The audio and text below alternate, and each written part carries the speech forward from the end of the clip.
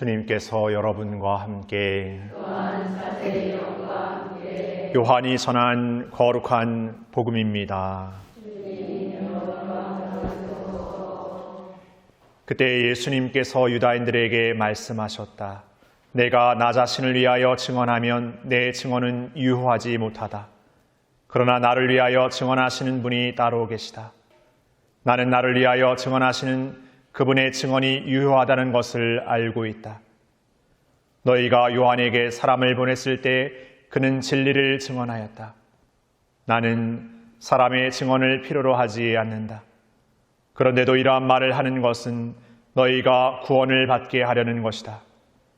요한은 타오르며 빛을 내는 등불이었다. 너희는 한때 그 빛 속에서 즐거움을 누리려고 하였다. 그러나 나에게는 요한의 증언보다 더 큰 증언이 있다. 아버지께서 나에게 완수하도록 맡기신 일들이다. 그래서 내가 하고 있는 일들이 나를 위하여 증언한다. 아버지께서 나를 보내셨다는 것이다. 그리고 나를 보내신 아버지께서도 나를 위하여 증언해 주셨다. 너희는 그분의 목소리를 들은 적이 한 번도 없고 그분의 모습을 본 적도 없다. 너희는 또 그분의 말씀이 너희 안에 머무르게 하지 않는다. 그분께서 보내신 이를 너희가 믿지 않기 때문이다. 너희는 성경에서 영원한 생명을 찾아 얻겠다는 생각으로 성경을 연구한다. 바로 그 성경이 나를 위하여 증언한다. 그런데도 너희는 나에게 와서 생명을 얻으려고 하지 않는다. 나는 사람들에게서 영광을 받지 않는다. 그리고 나는 너희에게 하느님을 사랑하는 마음이 없다는 것을 안다.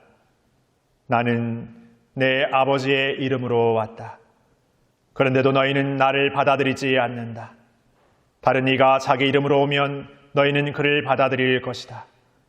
자기들끼리 영광을 주고받으면서 한 분이신 하느님에게서 받는 영광은 추구하지 않으니 너희가 어떻게 믿을 수 있겠느냐. 그러나 내가 너희를 아버지께 고소하리라고 생각하지는 마라.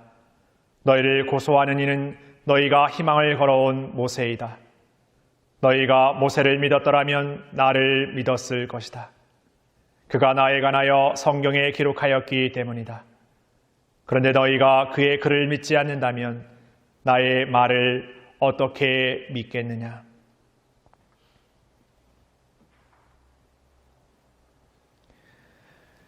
주님의 말씀입니다.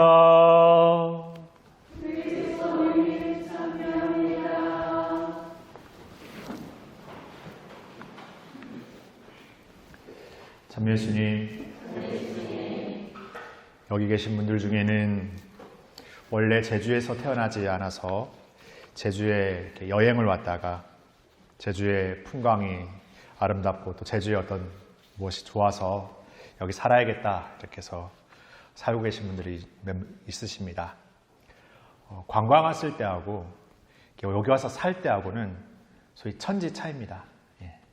좋은 점도 있지만 집이 확보되는 좋은 점은 있지만 또 책임져야 될 것들 있습니다. 이런 말이 있습니다. 관광객은 요구하고 순례자는 감사한다고.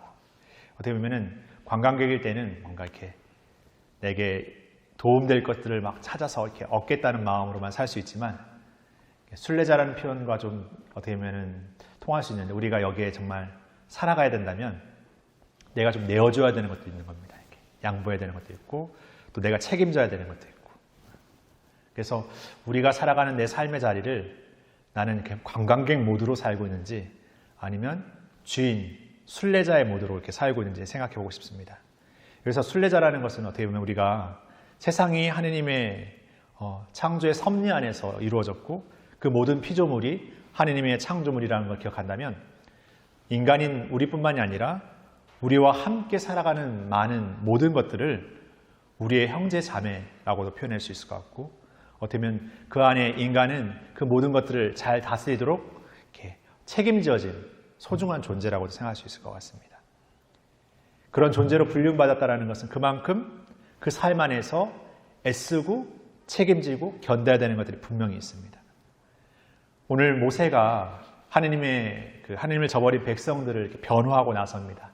간절히 탄원하면서 이 백성에게 내릴 재앙을 거두어 달라고 간절히 청하죠. 오늘 제 독서가 아니라 복음에서는 예수님께서 증언에 대한 당신이 하느님의 아들임으로서의 어떤 그 전권에 대한 그 증언에 대한 이야기를 하시는데 예수님이 우리가 되셨고 우리한 삶을 사셨고 우리 가운데 당신을 드러내신 것들은 그분께서 하느님의 아들임심을 드러내는 증언이면서 그 삶을 통해서 우리라는 나약한 존재가 그분의 자녀가 되고 그분의 사랑받는 존재가 된다는 것을 예수님께서 끊임없이 증언하고 계시는 장면이기도 합니다. 그분께서는 십자가를 지고 그 고통의 죽음의 순간까지 가면서 자신을 박해하는 이들을 위해서도 기도를 하죠. 아직 알지 못하기 때문에 저러고 있는 것이라. 저들을 용서해달라고. 예수님의 삶 전체는 우리에게 드러내시는 하느님의 아들로서의 어떤 그 전권이면서 그 삶은 바로 우리 모두를 위한 하느님께 드리는 증언이었다는 것.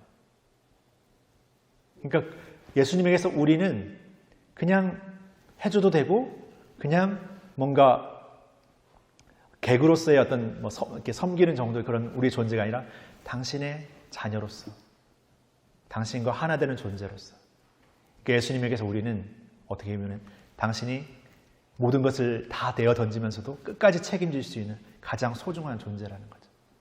그러니까 우리도 우리의 삶에서 내 삶에 임하는 삶 안에서 내가 만나고 일하는 어떤 일들 안에서 그것들이 그냥 뭔가 나하고는 다른 개개의 어떤 것이 아니라 정말 우리의 것이고 하나님의 것이고 우리 모두의 것이라는 어떤 그런 마음들을 산다면 좀 더 우리는 거기에서 작지만 소중한 감사를 생각하고 그 감사는 그 삶의 것들 안에서 내가 미처 깨닫지 못한 것들을 통해서 기쁨을 변하지 않는 기쁨을 영원함의 기쁨의 것들을 우리에게 반드시 담아주실 거라고 생각합니다.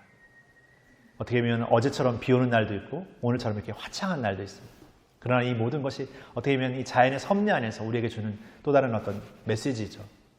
꼭 이런 맑은 날만이 기분이 좋고 어제 같은 비 오는 날은 괜히 우울하고 그건 어떻게 보면 우리의 생각이고 어떻게 보면 자연에게 이 자연의 섭리들은 다 필요한 소중한 시간들인 것 같습니다. 우리의 삶에서도 기쁨의 순간들, 좋음의 순간들 뿐만이 아니라 어려움과 힘겨움의 순간들도 어쩌면 우리에게 필요한 양분의 시간이 아닐까 또 감히 생각해 봅니다. 그래서 우리에게 주어진 하루라는 시간 안에서 감사하는 마음, 그 순례자의 삶을 더 사는 우리가 되었으면 좋겠습니다. 잠시 묵상하시겠습니다.